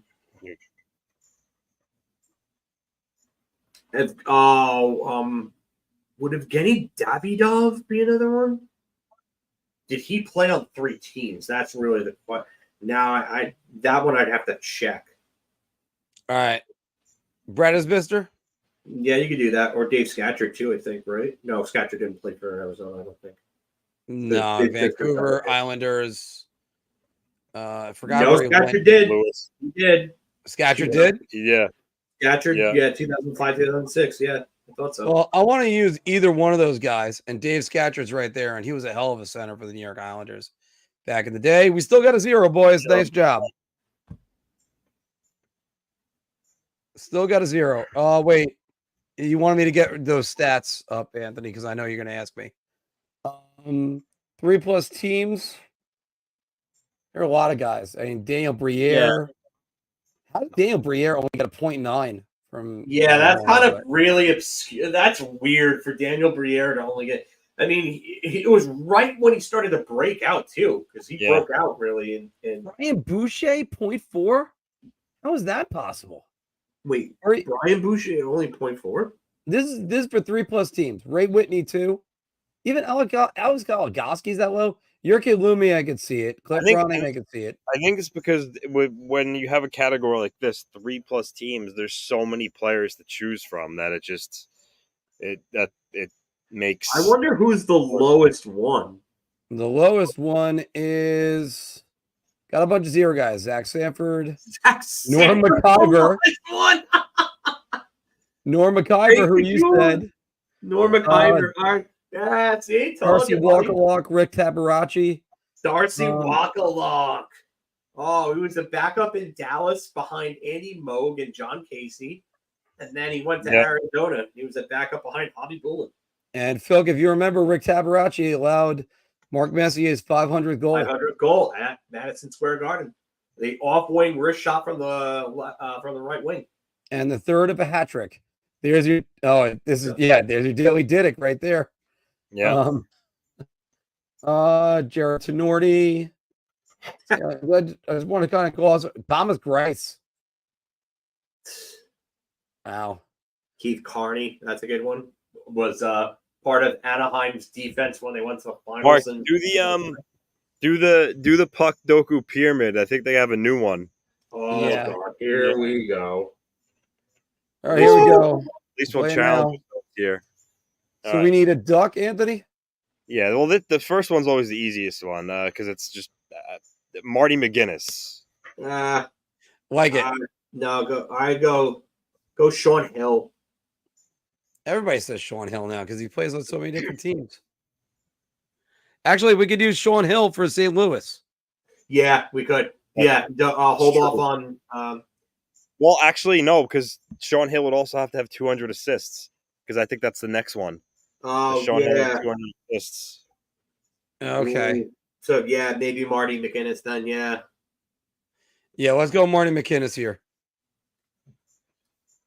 All right. All right, so now you need a duck and a guy with 200 assists. You know, I use him all the time for the Ducks. I'm going to just check if Terry Yake got that many assists. No, I don't think he did. I really don't he think he did. I would check. I'll check Nah, it. Too. he had 197 points, not 200 assists. 250 assists. Well, Steve Ruchin. All right. Well, I just checked. Travis Green had 262 assists. Yeah, he played you for can the do Ducks that as one. well. Okay. Travis Green. Travis Green. Yeah. Let's take a quick look to see if he's okay. We'll go with Travis Green. Although, did he play in the NCAA? You know that you don't have to worry about that yet. We're not up to that Okay. part. All right, so go Travis Green.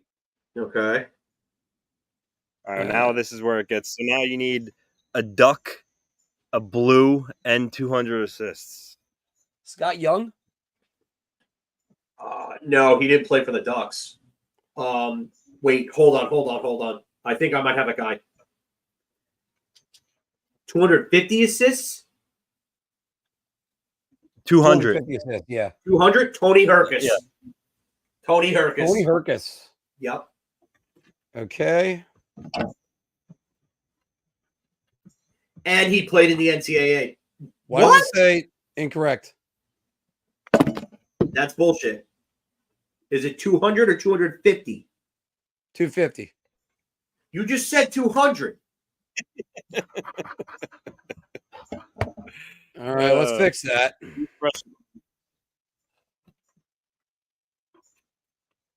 This was green. Okay, so 200. 250, I mean. All right. So now you need a Duck, a St. Louis Blue, and 250 is actually a good No, one. guys, Phil, Yes. Scott Young played for Mighty Ducks of Anaheim, 97-98. Oh, shit. Really? Yeah, but I thought he was he's at Colorado that but year. he's got 415 assists, and he played for Boston University. You have to use him on the next one. He also played for the Colorado Avalanche, too. He won the Cup with them in 96. Oh, so we can even go one more past him.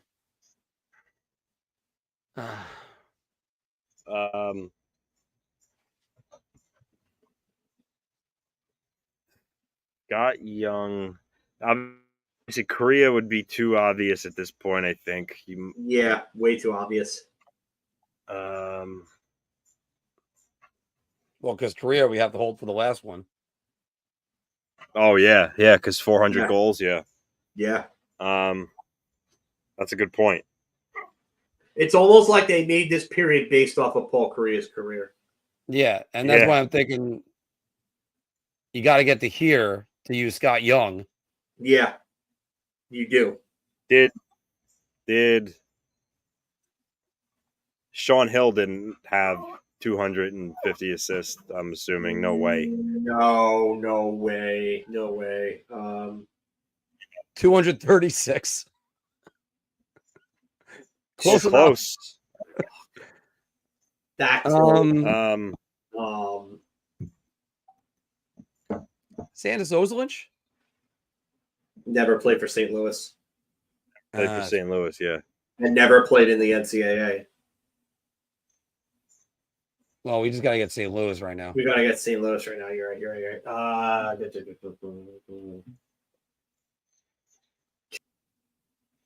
No, it was Anaheim and Nashville, but he also never had 250 assists. Rats. Anthony, I got one of your favorite guys to mention in a chain reaction, but Eric Brewer, but he only has 194. But yeah. All right. He played 1,000 career games too. Only 194 assists in 1,000 career games. Yeah. Going a couple more minutes, guys, because I still got dinner to do. I gotta make dinner too. You Mariota bastard. Just trying to think here. Bernie Federico never played for the Anaheim Ducks. Oh, how about Adam Oates? Doug Crosby. Adam Oates played for the Ducks.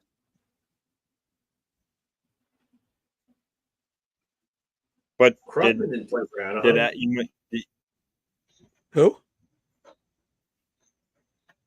Adam Oates was on their Stanley Cup team. The not the champion. Adam Oates would be fairly obvious, but Andy McDonald would be another one. Adam Oates also played in the NCAA, so you might want to save Oates for once you get past the Blues. Good point. Yeah. Played for RPI.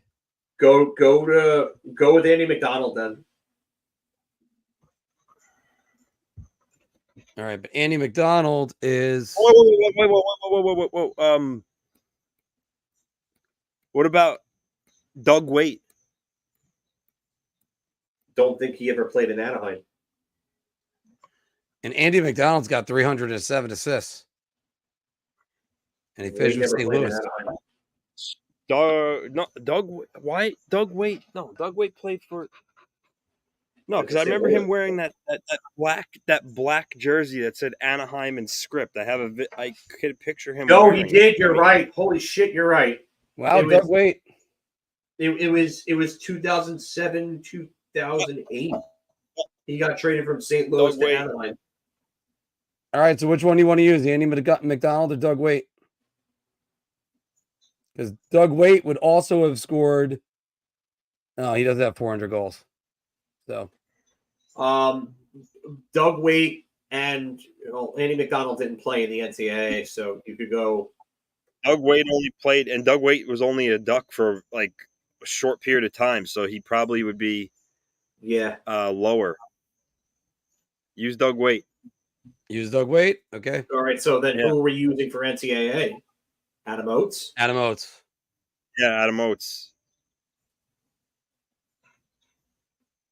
And then we have Scott Young right here. Yep.